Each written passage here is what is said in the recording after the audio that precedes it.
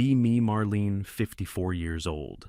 Sociology professor, tenure, the whole package. Wrote a book once about raising boys differently. Did 2 big online talks, both went viral years ago. Used to walk into faculty meetings and feel the room shift toward me. Right now, I'm sitting in my own kitchen at almost 2 in the morning, logged into a fake account on my phone because my son blocked the real one. Almost a year since I last heard his voice. Can't sleep. So, here goes. Married his father, young. Gareth was an engineer at a small firm, quiet sort of guy. Smelled like metal shavings and dish soap. Liked fixing the car on weekends, hated arguments. I thought I could shape him into something more interesting. Couldn't. So I left him when our boy was 7. The judge gave me full custody without much of a contest. His lawyer looked tired, mine looked hungry. Got the house, the car, every other weekend on paper for him. In practice, I packed those weekends with therapy and music lessons. By the time the boy turned 10, his father was a stranger he saw on holidays. Told myself I was protecting him from a toxic male influence. That phrase came easily back then. Used it the way some people use salt. Sweet kid in those early years, curly hair, big serious eyes, freckles in summer. Drew bridges, notebook after notebook, all bridges. Should have asked myself why a boy who barely saw his dad kept drawing the same thing. Never asked, had too many other things going on. Started a small blog around the time he turned 8. Wrote about how I was raising him to question what boys are supposed to be. The script he would be handed by the world was poison, I told my readers. I was going to rewrite that script for him. Mothers wrote in, professors quoted me, a small press contacted me within the year. By his 10th birthday, I had a book deal. Threw out the toy tool set his father had bought him for one of those visits. The trash bag sat by the door for almost a week before pickup. The boy kept looking at it through the kitchen window when he thought I wasn't watching. Called that processing. Replaced it with a doll. Within a day he had named the doll after a robot from a cartoon I had banned the previous year. Should have stopped right there. Kept going. One spring when he was around 8, his school did a Father's Day project. The kids were supposed to make a card for their dads. His teacher called me ahead of time and asked how I wanted to handle it. Told her firmly that my son did not need to participate in something that centered men in his life. Asked her to give him an alternative assignment instead. She did, with some hesitation. Found out years later from one of his old classmates that he had cried at his desk that afternoon. Hadn't fought it, hadn't argued, hadn't said a word. Just put his head down on the desk and let the tears come quietly while the other kids glued macaroni to construction paper. The part that hurt most when I learned it years later.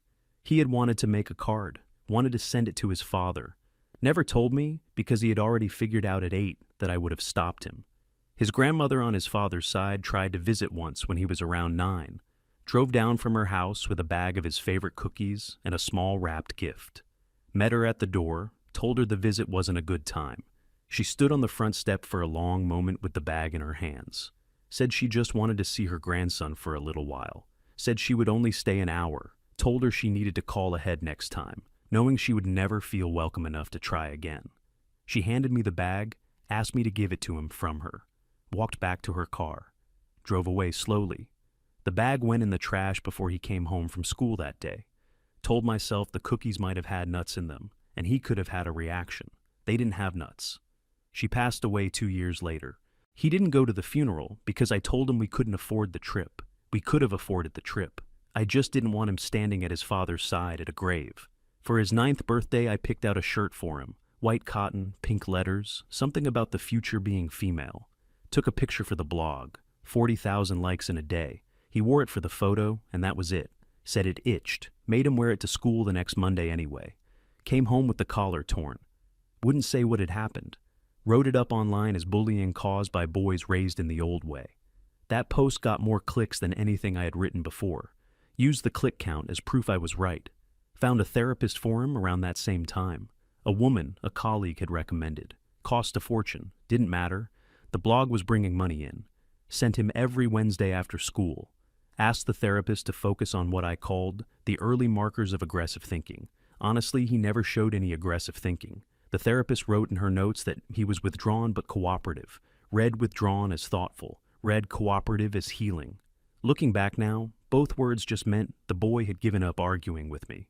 Around the year he turned 11, the school called me in. His teacher was a woman in her 50s, soft voice, kind eyes. Told me the other boys were rough on him at recess. Said he never fought back. Said when something happened, he just stood there and waited for it to end. She suggested I sign him up for some kind of self-defense class. Said it might help him stand up for himself. Told her absolutely not, that I would not raise a son who solved problems with his fists. She looked at me for a long moment. Said, standing your ground isn't the same as throwing a punch. Walked out feeling pretty good about myself. The look on her face stayed with me for years. Didn't understand it until much later. The book came out the year he turned 12. Cover photo was him from behind walking toward a sunset. I had taken that picture in our backyard with the porch lights off. Tour ran for 6 months. Took him with me to almost every event. Sat him in the front row in nice clothes. Talked about him from the stage like he was a science project that had worked. At one event in another city, I said from the podium that masculinity was a learned illness, and my son was the proof you could cure it. The room stood up and clapped, glanced down at him in the front row. He had his headphones on the whole time. His eyes were red. Told myself it was the stage lights. At one stop on the tour, a woman in the audience stood up during the questions portion. She said she was a nurse, a single mother, with 2 boys at home. She asked me, very gently, whether I worried about teaching my son to feel ashamed of being a boy. The room went a little quiet, smiled at her from the stage, and gave her a polished answer about the difference between identity and learned behavior. Got a soft round of applause. She sat down, looking unconvinced. After the event, she came up to the signing table, said she had 2 sons of her own, and that they were good kids who needed love, not corrections. Said her boys were going to grow up to be men no matter what she did, and she wanted them to be proud of that. Wished her luck in a tone that suggested she would need it. She walked away looking sad. My own son was standing 2 feet away from me when she said all that. He heard every word. Looked up at me for a second. Didn't say anything. The years after the book came out blurred together. Universities, conferences, panels, podcasts. Brought him along when the school allowed it. Treated him like a small ambassador. People came up after talks and asked him how he felt about being raised this way. He would say, good. One word. Took those compliments on how shy and gentle he was, like they were trophies. Wrote home about him to old friends. Posted about him to strangers. The boy himself I barely spoke to about anything real. Asked him what he wanted for breakfast. Asked him to take out the trash. Asked him to sit a little closer for the photo. Never asked him what he was actually thinking. If I had, I might have caught what was happening. I didn't. Around the time he turned 14, something changed in him. Quieter at home, quieter at school, his teachers said. Spent more time in his room with the door closed. Asked him once what he was doing in there. He said homework. Believed him. Wasn't homework. Learned all of this later, but he had started tutoring kids online for money. Math, mostly, since he was very good at it. Kept the money on a separate card I didn't know about. Used a username that was almost, but not quite, his real name. Built that account up for almost 3 years before I had any idea it existed. Around 15, he asked if he could start learning German. Told him, of course. Bragged about it to friends at dinner parties. Said my son was preparing to become a global citizen. Posted about it online and got a lot of warm comments. Never asked him why German. Never asked him why not French or Spanish or any other language. Didn't ask anything. The year he turned 16, I caught a message on his phone. The phone buzzed at dinner one night. He had left it on the counter. Glanced at it. The name on the screen was his father's. The message was short, just, got it, talk soon. Stayed calm, finished dinner, asked him to clean up. The moment he went upstairs, I called my lawyer. Spent the next week trying to figure out how to cut Gareth out completely. Then I sat my son down at the kitchen table on a weeknight, told him his father had been emotionally unavailable our entire marriage, told him I had stayed quiet about it all those years to protect him, told him his father had been manipulating him in those messages. He just sat there, said, okay. Said it the same flat way someone says it to make a noise stop. What I didn't know, he had been talking to his father for months by then. I had cut Gareth off years before, but Gareth had quietly kept a number for him in case the boy ever reached out. Hadn't used it himself. Waited for the boy to use it first. And one night, apparently, he had. That same year, he stopped letting me into his room. Put a lock on the door himself. Bought it with his own money. Installed it on a Sunday morning while I was at brunch with Priya, my closest friend back then. Came home and tried to open the door. Locked, knocked. He let me in, but stood blocking the threshold like a guard at a gate. Told him a son shouldn't be locking his mother out. He said he was 16 now and needed some space. His voice was flat. The door closed in my face. Heard the lock turn from the other side. That sound sat in my chest for a week. Couldn't tell anyone about it because it would have ruined the brand. Around the time he turned 17, he asked me to drive him to take some kind of test. Standardized, he said, for future options. Didn't ask him which options. Drove him. Sat in the parking lot for 4 hours reading emails on my phone. He came out, got in the car, said it went fine. Months passed. The week before his school year ended, he came down to breakfast and handed me a piece of paper. It was an acceptance letter, a university abroad, in the Netherlands. Engineering program, full scholarship, starting in 2 months. Stared at the paper for a long minute. Asked him when he had applied. He said over the past year. Asked who had helped him with the application. He said nobody had helped him. Asked him why he hadn't told me. He said because he wanted to do this part himself. Said the word himself like it had weight. My first feeling was hurt. The second feeling was a slow, sour calculation. By the time I had poured my coffee, I had already built the story in my head. By dinner, I had a post drafted. That same week, I went online and wrote that my son was leaving to become a global citizen. Wrote that I had raised a boy who didn't need the safety of his home country. Wrote that this was the natural conclusion of the work I had done as his mother. 12,000 likes. People wrote in calling me an inspiration. He never read any of it as far as I know. The day he flew out, I drove him to the airport myself. Asked him to pose by the departure sign for a photo. He posed, didn't smile, got one good shot anyway. Hugged him too long at security. Cried what I told myself were proud tears. Whispered into his shoulder that he was going to represent a new kind of man in the world. He pulled back, looked at me, said, "Okay." That word again. Watched him walk through the gate. He didn't turn around. Should have known then. Didn't. The first few weeks abroad, he called now and then. Short calls. Got here fine, room is small, food is weird, classes start Monday, gotta go. Took those calls as healthy independence. Wrote about it online. People praised me for raising a son who didn't need to check in constantly. 2 months in the calls, slowed to once every other week. 3 months in, once a month. By the time the holiday season came around, the calls had basically stopped.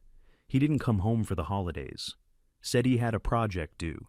Said flights were expensive. Offered to pay for the ticket, he refused. Sent him a package instead. Some books I thought he should read. A sweater I had picked out for him. Cookies I had baked from a recipe his grandmother used to make. 3 weeks later, he sent a short message thanking me for the package. Didn't mention the cookies. Didn't mention the books. Just, "Thanks, got it." By the spring of his first year abroad, something shifted. He deleted the social accounts I had access to. Changed his phone number. Sent me one message before he changed everything. The message said he needed some time and asked me not to write for a while. Didn't say how long, didn't say why. Posted about it online the next day anyway. Wrote that my son was learning healthy boundaries. Got 800 likes. People said how proud I must be. Couldn't sleep that night. What followed was the silence. Tried his email. The old address bounced back as tried the university. They were polite, said they couldn't release student information to a parent. Tried a couple of mutual contacts back home. One of them stopped replying after 2 messages. Called Priya in tears. She told me to give him some space. Told her I had given him 18 years of space already. She said that wasn't really true and got off the phone. 6 months into the silence, I did something I had told myself I would never do. Sat down at my computer and wrote to Gareth. First message I had sent him since the divorce papers. Asked him if he knew where our son was. Took him a day to respond. His reply said yes, he knew. Said our son had asked him not to share anything with me. Said he was respecting that. Read his message 5 times in a row. Then I read it 5 more. Wrote back asking him to at least confirm the boy was safe. Gareth said he was safe and well. Said he was happy. That word, happy, hit me harder than anything else in the message. Couldn't remember the last time I had used that word about my son with any confidence. Closed the laptop and sat in the dark of my office for an hour. Around the 8th month of silence, I bought a plane ticket. One way to the city where I knew his university was. Packed a small bag, got as far as standing in the security line at my own airport. Looked at the boarding pass in my hand, realized I didn't have his address, didn't have his current phone number, didn't have the name of his apartment building or even the neighborhood. Had nothing but the name of a city and a university that wouldn't speak to me. What was I going to do? Stand outside the engineering building with a sign, stepped out of the line, took the bag home, drove the long way back, crying into the steering wheel at red lights, canceled the ticket the next morning, lost most of the money, told nobody. My own mother died around the same time, had been in a nursing home for a few years. She had asked about him at every visit toward the end, asked when she was going to see him again, lied to her every time, said he was studying very hard, very busy, sending his love. He didn't know she had asked, couldn't tell him because we weren't speaking. At her funeral, I had to write the eulogy alone. The line about her grandson was the hardest sentence I have ever written. Wrote that he was abroad and could not be there. That sentence was true and a lie at the same time. Most of the people at the funeral knew that. Nobody said anything. 9 months into the silence, a letter came. A paper letter, real envelope, foreign stamp. His handwriting on the front, 3 paragraphs inside. He started by thanking me for the food, the house, the school he had gone to. Said he wasn't angry. Said he had thought about whether to write at all, and decided he owed me at least this much. Then he wrote the line that broke me. He said I had raised an idea, not a son. Said he had figured out somewhere around the age of 10 that I needed him to be a certain thing for my work to mean anything. Said he had played that part as long as he could. Said he wasn't going to play it anymore. Asked me not to look for him. Said he had found people who wanted him, not the version of him I had been selling. Read the letter standing in the hallway. Read it sitting on the floor with my back against the door. Read it 40 more times that week. Called Priya. Read the whole thing to her over the phone. She was quiet for a long time after I finished. Then she said something I will not forget. She said maybe I should let him go. Said maybe that was the last real thing I could do for him, as his mother. Hung up. Didn't call her again for almost a year. That fall I had a speaking event scheduled. It was supposed to be the launch of a follow-up book. A book about how the boy from the first book had grown into a young man. I had been writing it for 2 years, drafts on my laptop, full chapters about his evolution. None of it was true. None of it was based on anything he had actually told me. Made it all up. Told myself I was extrapolating from what I knew of him. I didn't really know him at all by that point. The launch event was at a conference, packed room, stage lights up. Halfway through my talk, a woman in the audience raised her hand. Asked how my son was doing now. Asked what he was studying. Asked if he was still proud of the way he had been raised. Smiled at her like I had rehearsed. Said he was abroad, very independent, very busy with his studies. She asked a follow-up. Asked if I had been to visit him recently. Said not yet. Schedules. She nodded slowly. Sat back down. Later that night, someone in the room posted a thread online. The thread said I didn't know where my own son was. Said the whole brand had been built on a child who had walked away the moment he was able to. The thread spread. By morning, a journalist had written an article using a phrase I will never get out of my head. She called it The Experiment That Walked Away. The publisher pulled the new book within 2 weeks, stopped answering my emails after the first month. The contract was quietly canceled. The university where I taught was polite about all of it. The department chair called me in, sat behind his desk in a way that made it clear what was coming, suggested I take research leave for a year, said it would give me time to refocus my work, said the department was very supportive, knew exactly what that meant, took the leave, stopped getting invited to the smaller meetings, stopped getting copied on emails I used to be on. The younger colleagues, the ones I had mentored, stopped lingering after class to chat with me. One of them I had helped get hired. She passed me in the hallway one afternoon and looked through me like I was a window. Priya stopped calling around the same time. We had been friends for almost 20 years. She had organized half my events, defended my work at every dinner where someone had a question about it. And then one day, her text dried up. Saw her at a coffee shop a few months later. She was sitting with another woman from our old circle. Pretended not to see me. Walked out with her coffee and didn't look back. Sat in my car in the parking lot afterward for almost an hour. Couldn't make myself drive home. Ran into one of his old high school teachers at a grocery store around then. The kind woman with the soft voice from the school meetings. The one who had suggested the self-defense class all those years ago. She was retired now. saw me from across the produce section, wheeled her cart over slowly, careful, the way you approach an animal that might bolt, asked how I was doing, asked how my son was, looked at her without an answer for a long moment. Then I told her the truth for the first time out loud, said I didn't know, said I hadn't spoken to him in over a year, said I had no idea if he was eating well or sleeping or sick or in love. Stood there in the produce section holding a head of lettuce and crying. She didn't say I told you so, didn't say anything for a while, just took the lettuce out of my hand, put it in my cart, and gave me a small hug. Said she was sorry, wheeled her cart away. Stood there in the aisle for 10 more minutes before I could move. That was the moment, I think, that I really understood what I had done. Not the letter, not the article, not the photo from the bar. A retired schoolteacher with kind eyes in a grocery store on a quiet afternoon. The next year passed in a blur. Read a lot of books I had been meaning to get to for years. Cleaned the house obsessively. Started running again. Lost weight. Looked good in photos, for whatever that was worth. The blog was dead by then. The accounts were quiet. Got the occasional email from a stranger who still believed in the work. Couldn't bring myself to answer any of them. Spent one long weekend going through old photo albums from his childhood. Hadn't looked at them in years. Set them out on the kitchen table and worked through them in order. What I saw was not what I remembered. In picture after picture, his smile was the polite one. Lips closed, eyes not quite matching. The smile of someone who has been told to hold still. Found one from when he was about 6 years old, standing in our old backyard with a small bug net, beaming, real smile, eyes crinkled, the whole thing. That was the last real smile I could find in any of the albums. After that photo, every smile was the polite one. That was the year of the divorce, the year I started shaping him into the boy who would make my case for me. Closed the albums and put them away. Couldn't bring myself to throw them out. Couldn't bring myself to display them either. Around what would have been the start of his 3rd year abroad, I got a call from Priya, first contact in almost 12 months. Her voice was careful, the way you talk to someone you aren't sure is stable. Said her daughter had been studying in the same city as my son. Said she had run into him at a small bar one night. Said she had a photo. Said she had been holding on to it for a week, trying to decide whether to send it. Asked her to send it. Hung up. Stood at the kitchen counter waiting. The phone buzzed, opened the message.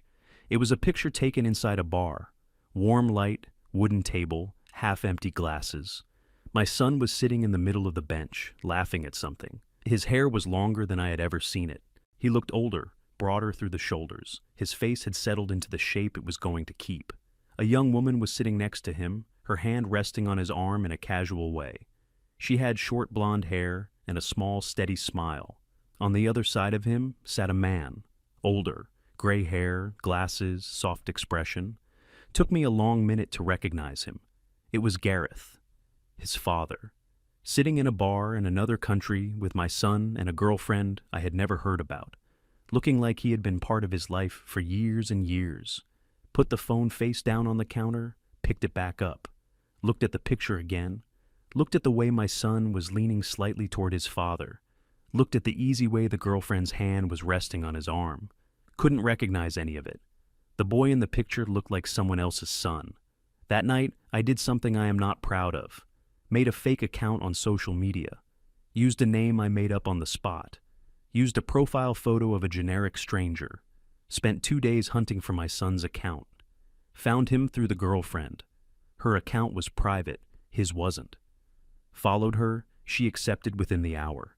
Just like that, I had access to 2 years of his life I had been locked out of. He was an engineer now, worked at a Dutch firm I had never heard of. Photos of him in a hard hat at construction sites. Photos of him at small dinners with friends in tiny apartments. Photos of him in a kitchen, cooking pasta with the girlfriend, an apron tied around his waist. He was smiling in every picture. Not the polite small smile he used to give me at airports. A real smile. The kind I had never been able to coax out of him in 18 years under my roof. Scrolled further, found posts from when his father had visited. A whole week of photos of the two of them together. Watching a soccer game in a small stadium. Fixing something on the girlfriend's old bicycle in a courtyard. Eating fries out of paper cones on a street somewhere. The caption on one of them read, "My old man came over, best week." The casual way he wrote that line cut deeper than the letter had. He followed channels I had once called dangerous in interviews, commentary channels about men's lives, struggles, dating, the kind of channels I had warned mothers about for years, the kind I had told my own readers were poisonous. And there he was, following them, liking comments under them, realized he had probably found them in his late teens, watching them in the very room where I had been writing my second book about him. One night, about a month into the fake account, I found a comment he had written under a video. The video was about young men growing up without a real connection to their fathers. His comment was short. He had written that he had grown up with a mother who treated him like a project for her career, that he had spent his childhood apologizing for being a boy, that he had moved across an ocean the moment he was legally able and never planned to go back, that he had reconnected with his father and it had been the best decision of his life. The comment had 300 likes. People had replied wishing him well. One reply said she hoped his mother had at least apologized. He had replied to that one, said no, she hadn't, and probably wouldn't, because she still thought she had been the hero of the story. That was the line that finally pushed me to send my own letter. The letter I never finished. The letter that has been sitting in my desk drawer for a year and a half. Maybe one day I'll figure out the second paragraph. Could not find a single photo of me on his profile. Not one. No mention of his mother, no birthday post, no holiday throwback. It was as if I had been edited out of his life entirely. Refreshed that profile every night for months. Watched his life from behind a stock photo. Saw a trip to the coast, saw a new apartment, bigger this time. Saw the girlfriend's family welcoming him for what looked like a holiday meal. Her father was a big man with a thick beard, the kind of man I had spent years warning women about in my work. He had his arm around my son in the photo. My son looked at home there, more at home than he had ever looked at my dinner table. Around the start of the following year, I noticed a small ring in one of the photos, on her hand, then on his hand. They had gotten engaged, and I hadn't known, hadn't found out from him, hadn't found out from anyone. Just a glint on a finger in a photo I shouldn't have been looking at. The wedding came a few months later, saw it through her account. She had posted a small album, maybe 20 or 30 photos in all. Small ceremony, garden venue, no fanfare. His father was there, standing next to him in a gray suit, helping him with his tie in one shot, holding his shoulder in another. The bride's family filled out most of the rows on both sides. No one from my side. I wasn't invited, couldn't even be angry, hadn't earned the right to be invited. One photo in particular I kept coming back to. Him and his father after the ceremony, the two of them laughing about something off camera. His father had a hand on the back of his neck, the kind of touch you only have if you've been doing it since the kid was small. Realized then that Gareth had probably been a real father to him for years, probably visiting, probably calling, probably the man who had taught him how to tie a tie in the first place. And while all that was happening, I had been on stage talking about a son who didn't exist anymore. About 6 months after the wedding, the girlfriend, now his wife, posted a picture of a sonogram, then a picture of a small belly, then a picture of a hospital room, then a baby, a boy. The caption said they were naming him after her father, the man with the beard. My father's name was nowhere. My name was nowhere. I was nowhere. Sat at my kitchen table the night that picture went up. Looked at the baby, tried to feel like a grandmother. Couldn't. You can't be a grandmother to a baby who doesn't know you exist. A few weeks after the baby was born, a package arrived at my house. Small box, postmarked from the Netherlands. Heart stopped for a second when I saw the handwriting. Opened it on the kitchen counter. Inside was a single photo. Just the baby, asleep, swaddled in a blue blanket. On the back, in his handwriting, 3 lines. His son's name. Date of birth. The line, thought you should know. Nothing else. No return address, no phone number, no invitation. That was it. Stood holding the photo for an hour. Put it on the fridge. Took it down 20 minutes later. Put it in a drawer. Took it out. Put it back on the fridge. It's there now, behind a magnet from a hardware store. Look at it every morning when I get my coffee. The baby has my son's mouth. The baby has Gareth's eyes. The baby has my mother's chin, actually. That part I almost missed. The chin she had passed to me, that I had passed to my son, that he had passed to this little stranger across the ocean. Smallest, quietest reminder that I exist in any of this at all. Cried into my coffee about that chin for almost an hour the first time I noticed it. The university quietly let me know last year that the research leave was being made permanent. Used softer words than that. Said I would be transitioning into emeritus status. Said it was an honor for my contributions over the years. Knew what it actually meant. Cleaned out my office on a weekday afternoon when nobody else was in the hallway. Took 2 boxes home in my car. Half of one box was leftover copies of my original book. Stacked them on the floor of the garage. Stared at the cover photo of my son walking toward that sunset. For a second couldn't remember if I had really taken that picture or just imagined it.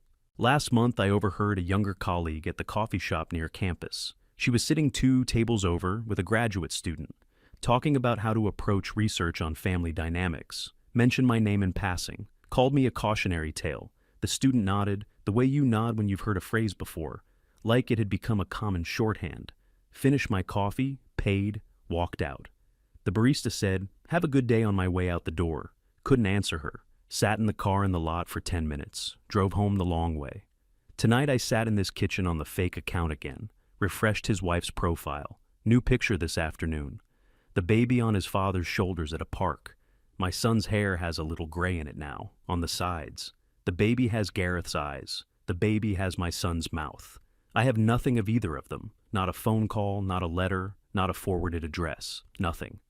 I wrote a book once telling other mothers that I had figured something out. That I could raise a different kind of man.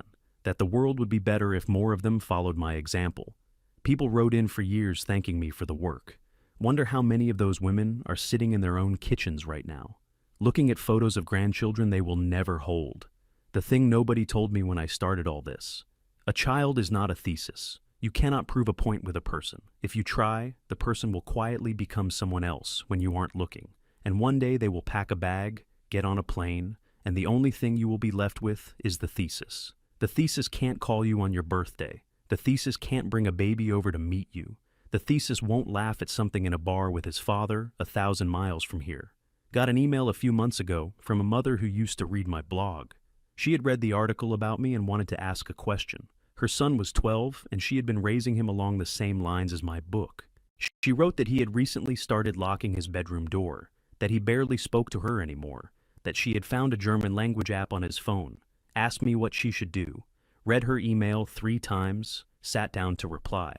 The first draft was 3 pages long, the second draft was 1 page, the third draft was 4 lines, the final reply was 3 words. Call his father. Sent it. Closed the laptop. Don't know if she did, hope she did. It's almost 4 in the morning now. The kitchen light has been on for hours, should turn it off and try to sleep. Won't sleep anyway. Maybe I'll write him a letter tomorrow. Won't send it. Wouldn't know where to send it. And even if I did, he asked me not to write again. He asked clearly. That's the story. That's how a woman writes a book about raising a son, and learns, 20 years later, that she never really met him, just edited him into a draft that walked off the page the second it had legs of its own. Lights are still on, phone's still in my hand, and somewhere across the ocean, a baby boy is sleeping in a room I will never see, held by a father who used to ride a bicycle his own father quietly taught him how to fix. That father is my son. That son was a stranger I lived with for 18 years and called a victory.